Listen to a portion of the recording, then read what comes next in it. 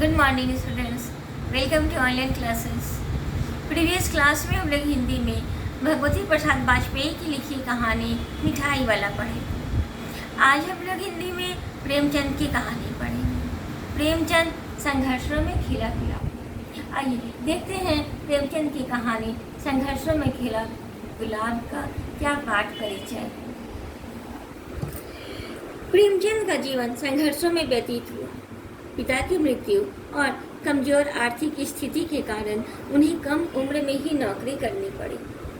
सरकारी स्कूलों में अध्यापन और तबादलों के मध्य भी वे कहानियाँ और उपन्यास लिखते रहे। उनकी रचनाएं आज भी समाज को दिशा देने में सक्षम हैं।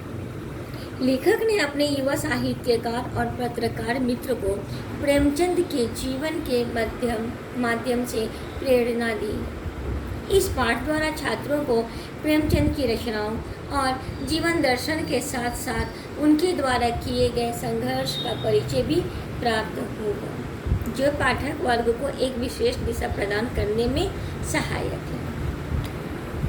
पीतमपुरा, नई दिल्ली, 8 अक्टूबर 20।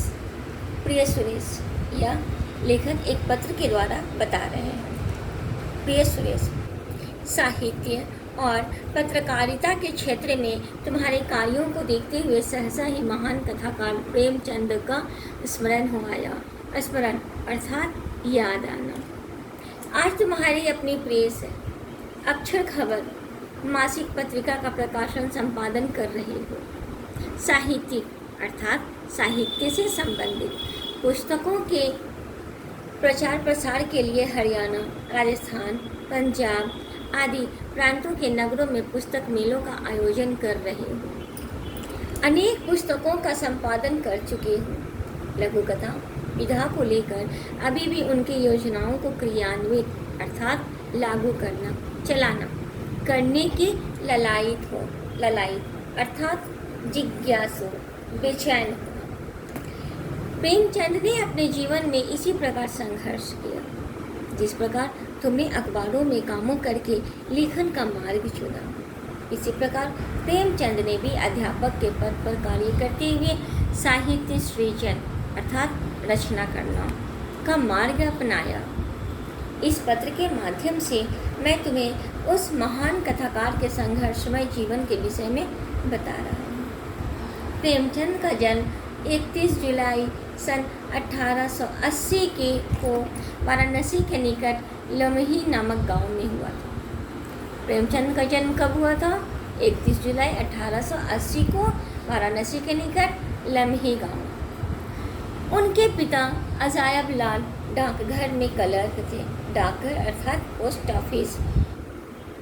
उनकी माता आनंद देवी संस्कारवान महिला थी अर्थात वेल कल्चर्ड, संस्कार से भरी हुई महिला थी। जब वे 7 वर्ष के थे तो उनकी माता की मृत्यु हो गई थी। उनकी माता की मृत्यु के पश्चात अर्थात बाद उनके पिता ने विवाह कर लिया था।